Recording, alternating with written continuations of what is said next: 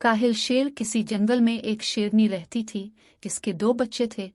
वो अपने दोनों बच्चों से बहुत प्यार करती थी। जब तक बच्चे छोटे थे तब तक शेरनी रोजाना उन्हें दूसरे जानवरों का शिकार करके लाती और खूब पेट भर कर उन्हें खिलाती। पर जब बच्चे थोड़े बड़े हुए तो इसने उन्हें भी शिकार पर ले जाना चाहा ताकि उन्हें भी शिकार करना आए।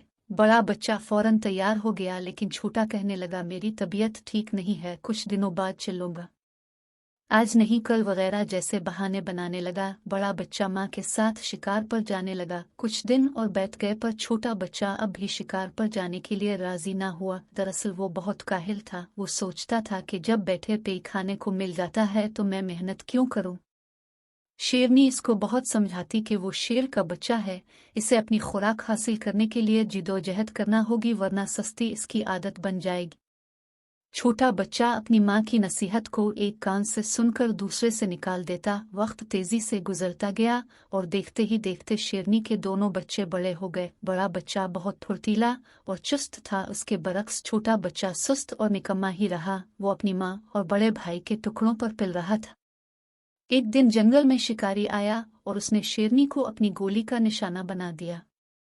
बड़े बच्चे ने इस शिकारी से बदला लेने की ठानी, मगर शिकारी जंगल में गायब हो चुका था। बड़ा बच्चा अपने भाई के पास वापस आया और इससे कहा कि देखो भाई, माँ के बाद तुम मेरे अपने हो, हमारी अपनी कमजोरी के बाइस जान गंवा बैठी। मैं डरता हूँ कहीं तुम्हारी सस्ती और काहली तुम्हें नुकसान न पहुँचा दें, इसलिए अब तुम सस्ती छोड़ो और मेरे साथ शिकार पर जाया करो। यह सुनकर छोटा शेर गुस्से से भड़क उठा और धाड़ कर बोला, तुम मुझसे हसद करते हो, मेरी परवाह मत करो, मुझे खुदा ने पैदा किया है, वही मेरी हिफाजत करेगा, वही मुझे रिस्क देगा। इस पर शेर बोला, बेशक खुदा राज़िक है, इसने सबको पैदा किया और वही सबको रिस्क भी देता है, पर साथ ही वो ये भी कहता है कि तुम मेहनत करो, इसका फल मैं तुम्हें दूंगा। जब तुम रिस्क के लिए मेहनत नहीं करोगे तो वो तुम्हें रिस्क कहाँ से देगा।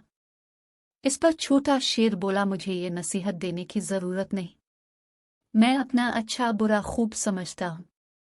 अपने छोटे भाई की इस हित धर्मी पर बड़े शेर को बहुत दुख हुआ और वो खामोश होकर चला गया। दिन गुजरते चले गए। जब भी वो शिकार करता इसका हिस्सा इस तक पहुंचा देता और वो बेहयाई का लिबास पहनकर उसे खूब मजे से खाता। कुछ दिन बाद बड़े शेर के बीवी बच्चे हो गए। अब उसे अपने बच्चों को भी खिलाना पड़ता था और अपने छोटे भाई को भी पालना पड़ता था।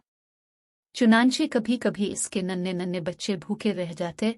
बच्चों को भूख से तड़पता देखकर रफ्ता रफ्ता बड़े शेर ने अपने छोटे भाई की बुरी आदतों से तंग आकर इसको इसके हाल पर छोड़ दिया। अब छोटा शेर भूखा रहने लगा। वो खा खाकर सुस्त हो गया था। शिकार की इसमें हिम्मत न थी। छोटे मोटे खरगोश, गीदड़ और लोमड़ी जैसे जानवर गुजरते वो उन्हें हड़प कर जाता, फिर भी इसका पेट नहीं भरता था।